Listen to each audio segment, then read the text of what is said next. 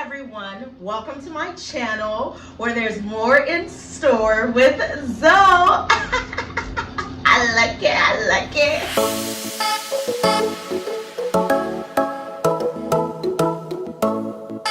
this video we're actually gonna talk about and assess, are you in the right position to be a flight attendant? Is it something that you actually can do? Not just that you want to do, it's not do you have what it takes. No, we're assessing whether or not you're in the right place at the point in time that you are to become a flight attendant. Let's dive in. Number one, are you looking for adventure, to be spontaneous, or do you crave more stability in your life? Are you looking to be stable?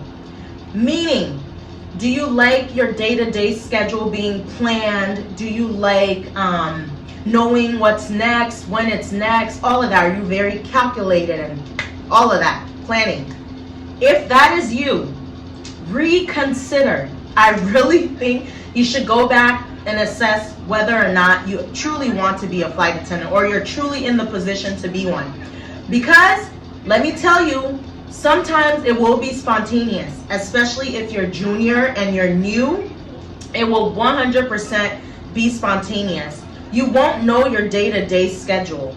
Like most airlines, the airline I was in, I can attest that we're on reserve, and basically it's almost like being on call for the company. So at any time they can tell you go here with this amount of time left to get ready.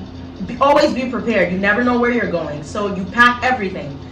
Keep that in mind. Number two, what is your temperament like, your personality?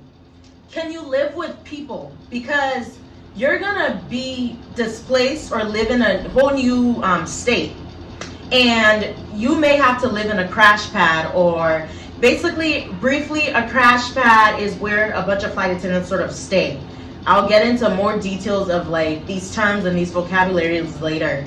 But are you able to live with other people? Have you lived with other people, especially that many people? Because at times you can go from having 5 people at a time to 10 to 20. There's been some where it's like everybody will complain, like 20 people, 10. You're not all there at once, but a lot of you are there, and it's usually in a tight space, so you'll always be around people. Are you able to handle that? I mean, you have to, because technically you're working with people, so you have to like people and be able to be in that environment. So assess that situation. Are you flexible enough to understand flight cancellations? Will you be okay if your flight got canceled or your whole sequence was changed? Basically, your sequence that they give you, where they tell you go from Charlotte to Dallas, Dallas back to Charlotte. What if they change it and they turn it into a 3-day trip? Are you okay with that? You gotta be okay with that. Also, how is like commuting? Are you okay with not living at home, with living away from home? Will you be okay with missing holidays, missing trips? Assess all of that. Really sit down and think about these things, because it's a sacrifice. It's a change in lifestyle. So you're just gonna have to be adaptable. Are you an adaptable person? Number 3, can you handle a pay cut? For some of you, this will be a pay cut. For a lot of you probably, because the first few years of being a flight attendant, you're not really paid that glamorous flight attendant amount that people think that you are. So really assess, budget, work out your finances. Are you able to handle a pay cut? Because some flight attendant trainings have, they pay you, others don't pay you. And I know for me, just a personal experience, what I would not wish on anybody. I just came from a job that wasn't paying me too well. Boom, went to training. I had to use a credit card, and I ended up maxing out the credit card. It just was not good. So to avoid that, I would advise that you really take your time to get your finances in order. Save up some money if you can. And I know you're probably trying to escape a job, or not escape a job, but you're trying to look for a career change, a transition in your life, which is okay. but just make sure you have the means to do so that you're not stuck or you don't feel stressed. Because that really takes away from the job. It takes away from the fulfillment you feel, like the joy, like, wow, I'm in a new city, a new country. If you're thinking about money, it takes away from that. So really assess if you're in a space or you have the funds to do that, because training will require you putting aside money for restaurants, you know, when your friends want to go out to eat, or putting aside money for if you need like flight attendant shoes. Say the ones you got isn't working for you, you may need to get new ones. Like, think about all that. You ran out of clothes, you may need to get some more. Think about those things as you're planning on, you know, changing your career and your path. But not least, another thing I want you to assess is, are you able to leave your family for 6 to 8 weeks for training?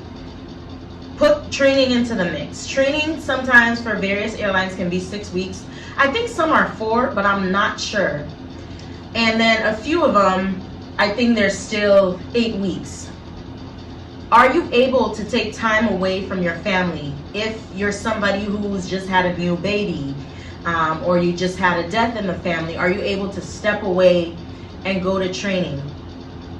Really assess if you're able to take those like 6 to 8 weeks and dedicate that to staying focused, staying on your game, and being in training. Because training will require a lot of you, and we will talk about training later. What to do, what not to do, and what to avoid in training. That's going to come up soon. We'll talk about that. So really look and assess, do I have time to dedicate 6 to 8 weeks? And the thing about the application process, it's a long process. So we'll go into that also. I'll make a separate video talking about the application process. Remind me. And you know, any other videos you guys want to see. Anyways, so assess if you have the time and the space for training. And another thing that is important that I think a lot of people miss is, do you have the mental capacity for this job and for preparing for this job? Are you in a state of, do you have a lot of anxiety? Are you really battling depression now? Do you get overwhelmed from being around too many people? You really, and this goes back to the temperament, like really assess yourself, like figure out who you are and if you're capable of doing this. Really test out your mental state, if you're in the best possible mental space to do this. Because we had one of our friends, this amazing girl in training. She did, I think she was there for about 3 or 4 weeks. Everybody adored her. She was so sweet and just so nice. But she realized during training that she couldn't continue. And it wasn't, I'm not sure what it completely was. She just knew that it wasn't for her. So, I mean, give it a try, go and see that, but don't get to that point. Try to assess before, do the work before you go and decide to commit to this, because it is a lifestyle change, it is a commitment. So really assess to see if you're in the right mental space for your own self, you know, or if this is something that will improve your mental health, if it will improve your anxiety or improve your depression. Definitely go for it. So that is it. That is it for this video. That's all I got for now. Comment anything else you want to hear from me, anything else you want to see, and we'll see what we can do. As always, thank you for being here, because with Zoe, there's always more in store. Bye.